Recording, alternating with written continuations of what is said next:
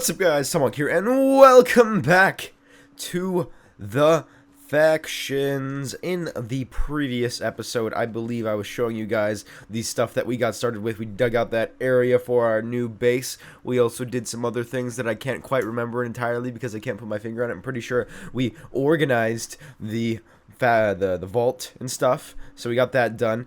And in this episode, what I decided that I was going to do is, since I saw Interstellar, like, what was it? It was like 2 days ago. I saw it on Friday. Since I saw that, then what the heck? I heard an arrow. That was kind of scary. I decided that I was going to talk about this episode. I was just going to, work on my new base, and then I was also going to explain you guys something. Well, one of the ideas that is presented in the Interstellar movie. No, don't worry, there won't be spoilers. I won't try to spoil anything, but I will be talking about cool stuff like that. So, doing one of those weird topic videos that I usually do in SG, but instead, I am doing it in the factions. So, I'm going to do the thing where I do the thing at the beginning of the video. So, if you guys are going to be playing on the Mineage server and play with me, if for some reason you are going to purchase yourself a rank that gets you all those cool kits and stuff, please be sure to use coupon code Tomahawk. It gets you 15% off your order. It saves you some money because I know some of those kits can be pricey. Obviously, that's like 100% optional. It's only if you want to buy a rank. You do not need to do that. It's only if you want to. And just be sure that you use that because, it saves you some money and then it helps me out as well. So it's pretty much like a win-win situation thing going on right now, if you know what I'm saying. You know what I'm saying? Of course you know what I'm saying. I don't even know what I'm talking about right now. But anyway, now that intro is pretty much out of the way, get ready to prepare your mind to possibly be blown or confused. Let's get on in to this episode of the factions. Okay, guys, so here we are at the base. I've actually just been clearing this thing out as I saw fit. Like, I've been just placing torches down, and what this is I made the in the entire area. It's gonna be 21 by 21 by 21. So if you keep digging down, you'll get to the bottom part. But what I decided is I was gonna dig from top to bottom because that's easier than digging bottom to top because you don't have to make support beams and all that sort of stuff. So I'm just digging from the top, going down to the bottom, etc., etc. But I decided that I'm going to be talking about in this video, as you can probably tell by the title or something related to that sort of thing that I've already said, because it's like I like to spoil things with the title and/or like the message that's underneath the video where I talk and stuff, where it's like the thing where I tweeted out stuff. Anyway, so what we're talking about in this video is the concept of multiple dimensions of space and how to perceive those different dimensions as would be seen if you were in that, if you took place in that dimension. Okay, so simple enough. So we're gonna start off from the very beginning and go up for in complexity from there and just make it super simple. So if you can imagine yourself living in a first dimensional object, we're not gonna go to the zeroth dimension because zeroth dimension literally means no information whatsoever. But if you know what a one-dimensional object is something that basically is just one piece of information. If you were to want to make a one-dimensional plane on just make a world that's one-dimensional, all you would have to do is put a dot down.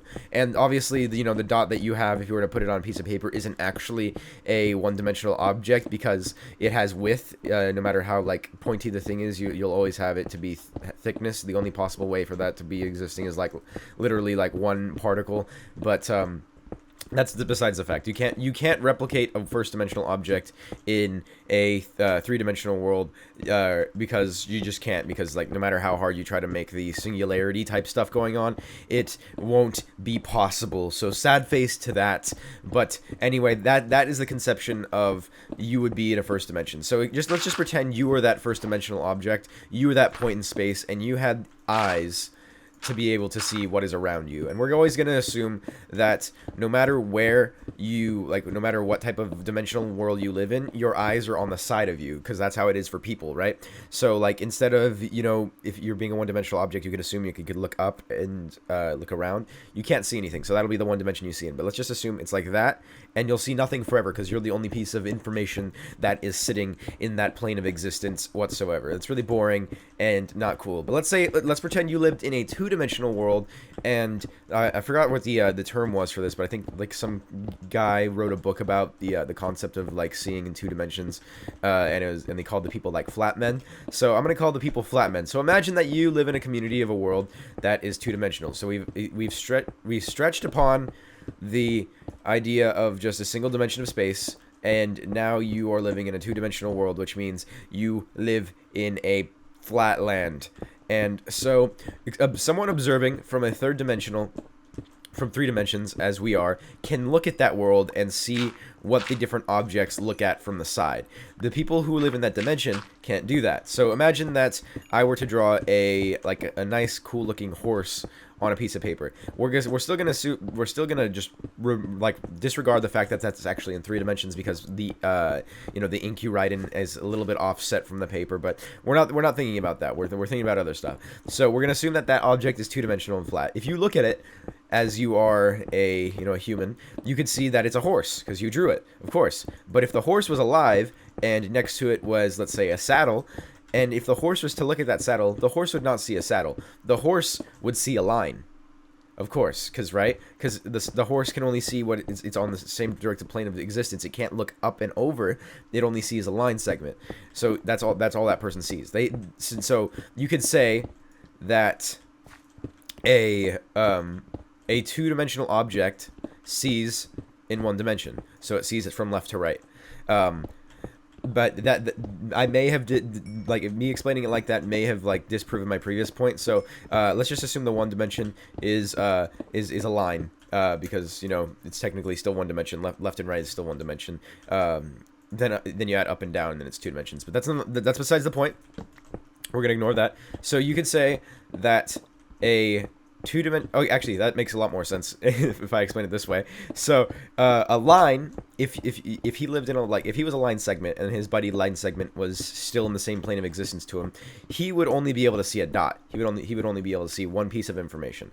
And then if you go to the 2-dimensional world, you'd be able to see a whole line, which would add a whole nother dimension of space. So 2-dimensional objects see in 1 dimension, and then you move on to us. Humans, right? We're super special. We get to see that we get to live into this 3-dimensional world where we add depth to things, and we could see that depth, or we could tell that things are 3-dimensional, except really we can't.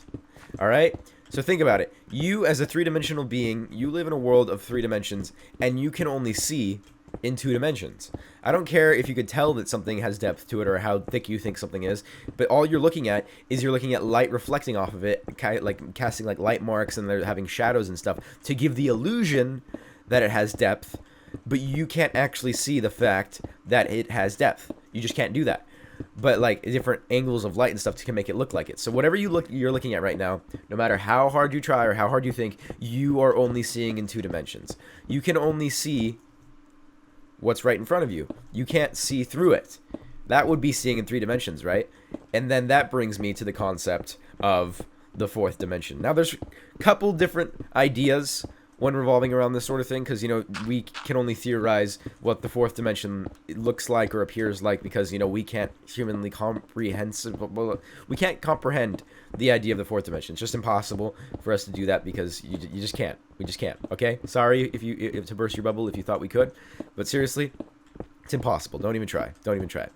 However, we can totally hypothesize what it looks like. And one idea is that the 4th dimension is an extension, or one thing that we can kind of use chain logic to understand is that the 4th dimension, people who live in the 4th dimension, beings who are from the 4th dimension, they see in 3 dimensions. Who knows what that 4th physical space they have is, but we know that they can see in 3 dimensions, because whatever dimension you live in, you get to see in 1 less dimension than that. We've established that already with that chain logic before. So we can assume that people who live in the 4th dimension see in 3 dimensions. They can see through things and stuff. So that brings the idea, if they're able to see in 3 dimensions, what is that 4th physical dimension of space? And then that is where many people think that the 4th dimension is time. So we see time as a linear cause and effect, where things only happen as they are happening now, and you can't go back and you can't go forward. Now, that is just an illusion of time, of course, because for all we know, it wouldn't even be considered time travel, because people who live in this 4th dimensional space, they can see all the time from start to finish. Or at least they live in all that time. They live in the time start to finish, and it's just kind of like a river. They can go back and forth as they please and whatnot. And so that's kind of like what the idea of the fourth dimension is. And then what Interstellar does is they say there's beings from the fifth dimension because they like there's this thing that they have. It's called gravity, and basically what it is it's a messaging system or something that pretty much defies the laws of physics in a way, because they basically what they're doing is, I gotta clear out my inventory. I'm gonna go back to the shop really quick. They kind of, it's really weird and stuff. Like, so gravity was basically the manipulation of gravity through unknown means in order to relay messages. So there's these beings who are pretty much trying to save humanity. That's kind of like given at the beginning. So sorry for maybe a somewhat spoiler if you didn't know that. Also, what am I doing right now? I was going to sell all that cobblestone and then get myself another pickaxe. Okay, so basically the way these beings are manipulating gravity is because they're fifth dimensional beings. That's pretty much how it's explained the way it is. They are from the fifth dimension, whatever. And basically what the fifth dimension is, at least according to the video that I saw that kind of sort of made sense in a way, not really, but whatever, is fifth dimension. If you live in the fifth dimension, you could see all four, like you could see the fourth dimension, which means you could see time. And that would mean you are able to manipulate it, because, you know, the people who live in the one dimension, like the people who live in one dimension, can manipulate things that are in like the dimension before them, or like at least they can do so with ease. Because, like, you know, we live in the third dimension, we live in 3 dimensions, we can technically mess around with things that are in the 2 dimension with ease, because all you have to do is write on pieces of paper or like stuff like that. You can mess around with stuff that's in 2 dimensions pretty easily. Except and you can also mess with stuff that's in your own dimension, but I don't even know what that sort of thing is going on. Also, I need to do a kit Wither King. There you go. Oops. Okay, really, I don't know how to /kit Wither King. There we go. And then, oh, some of my stuff fell. Well then, I'm just gotta throw that out, and then take you. Okay. The point is, these beings are able to manipulate gravity to send messages from the past / future to help them out and stuff. And pretty much it's really weird concepts of different dimensions of time. I suggest you look up a video there's this guy who explains all dimensions of space from like the first dimension going on to like the 9th or 10th dimension or something weird like that. I don't even know how he did it, but it made sense when I watched the video. Obviously, me relaying the information to you right now won't be as accurate or anything, but I always think it's cool because, like, at least the time part of it, because people think that time is, you know, just a straight line of cause and effect, but for all we know, it could be just something that's there and it's already been laid out. It's just we can only see it as it is as it is relative to us. And speaking to another thing that I totally want to talk about for relativity, I want to talk about is relativity, because this is a really weird concept in science. Well, actually, it's a really scary concept in science because of what it can actually do to you. So what I mean by that is, if you, like, basically the way time works for everyone is this is actually fact. This isn't me theorizing or anything. This is true, okay? For all the stuff that I said before could have possibly been untrue because it's all like theorizing and hypothesizing over what can possibly be, but no, this is 100% true. It works, okay? So what happens is, since there's this thing that it's called relativity, and basically what it means in simplest terms is that time affects everyone differently relative to the speed of light near them. Okay? So basically what that means is the closer you are to the speed, to going to the speed of light, the slower time passes for you. So can you imagine that we have our time going by right here, which is only so fast, and then we were to go ahead and take a bunch of people and then send them off in a rocket ship going 99.99% of the speed of light, because if you go to the speed of light, you become massless, and then you kind of turn into this goop that kind of like dies. So let's say they're going that fast. I don't know exactly the amount of measurement or how long time would pass for them as it compared to us, but I do know that people who were orbiting the space station for like a couple months, when they came back to Earth, their time had passed like 1 second slower for them than it had for the rest of the people on the planet. So basically what happens is, the closer you go to the speed of light, the faster time goes for you, or the slower time goes for you. So if you were to go ahead and, like, let's say, I don't know, orbit a black hole you'd be going pretty dang fast, and like every 20 minutes you would spend orbiting that black hole would be like 1,000 years or something back at home. And that's kind of scary, because can you imagine like being like, okay, we need to go next to this black hole to gather information for, I don't know, some weird mission, and then like you're like, okay, we got to do this, but like when you do it, you realize that you are pretty much like a human lifetime had just passed in an instant when you come back, and you realize that everyone you just knew died because you spent an hour going into near the black hole to gather information. And you're like, oh well, that sucked. And that's how it is, because just scary. And oh my goodness, it makes so many cool things. Seriously, I don't recommend too many movies for people, especially scary movies, because scary movies suck the majority of the time. Like all the horror movies recently, I saw Oculus, I saw Ouija, I saw a bunch of other movies. None of those movies were good, okay? None of them were. I don't know why. The movie genre, or at least the horror movie genre, is completely dead. It's not good. No one likes it. Well, I mean, I don't like it. And all the movies that come out aren't scary, and the plots are terrible. I just don't like it. However, Interstellar is not a horror movie. It is a science fiction movie, and the majority of the time when I see a science fiction movie, it's good. And I'm glad. I was extremely hyped about this movie because it was amazing. Yeah. I have the hiccups. But nonetheless, you should like totally see that movie if you are into that sort of thing. I know I am, because, you know, I'm just a big geek about science and whatnot. But anyway, that's that. And, yeah, that's pretty much me explaining the way weird phenomena in space works. So, like, tell me if I had managed to kind of explain that in a way that didn't completely suck. I hope I did, and if I didn't, I apologize. You can only do stuff so well, but you can only explain things that you don't understand so well, and I'm only like a high school student who don't understand nothing. So yeah, there's that. But anyway, obviously all that I have to do right now is completely just dig out this entire area. I'm not going to do that right now, since there are plenty of floors in which I have to do it. It's probably going to take me like 2 to 3 hours to actually clear out this entire thing. But nonetheless, it's still in the progress of being done so. And that's pretty much it. I talked about what I wanted to talk about. I'm probably going to go ahead and flip to the outro thing where I say, like, you know, where I wish you guys a nice day, please. Because, you know, you always have to have a nice day, please. And then obviously, you know, I'd include the bras. But that's not happening yet. We have to go to the outro. So I don't know why I'm spending so long to talk about it when we could just do it. Anyway, nonetheless, let's do the thing. All right, guys, hope you enjoyed that weirdness of me talking about how to do different dimensional type things.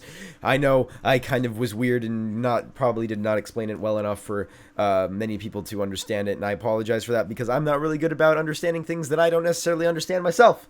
But did I just say I'm not good at understanding things that I don't understand? I meant to say I do not do well explaining things that I do not understand. Maybe I did say that the first time, but I'm not entirely sure, to be quite honest on that sense. But anyway, so once again, guys, if you are going to be playing on the Mineage server, and if for some reason you are going to want to donate and get a rank, once again, that is completely optional. But if you are going to be doing that, make sure you use coupon code Tomahawk. It gives you 15% off your order.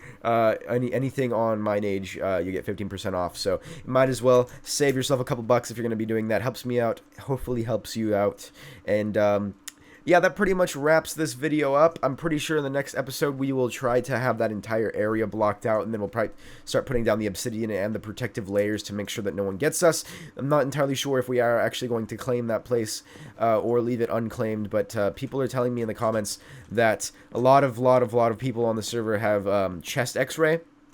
And there's not really much you could do about that. So maybe I will want to claim it. But nonetheless, we can hope that no one actually comes for us. And if they do, then, well, there's nothing really much we can do about it. So, oh well to that. And anyway, guys, I would like to thank you guys for watching this episode of The Factions. I hope you guys had, like, enjoyed yourselves and whatnot. I know I enjoyed myself making it. However, I have to go ahead and start getting things prepared for the live stream that I'm hopefully doing today, because supposedly doing prison. But by the way, if you're watching this, then the live stream's already over if it already happened, since the live stream starts at 12 p.m. Pacific Standard Time and they're on Sundays. I already told you guys the schedule in the SG video a couple days back. But hopefully, because the server's down right now and they were also doing renovations on prison, so it may not actually happen. So for all you know, you could have either just came from the live stream, or it could have been already over. Who even knows about that? But anyway, thanks for watching this episode of The Factions, and I hope you guys have a nice day, please.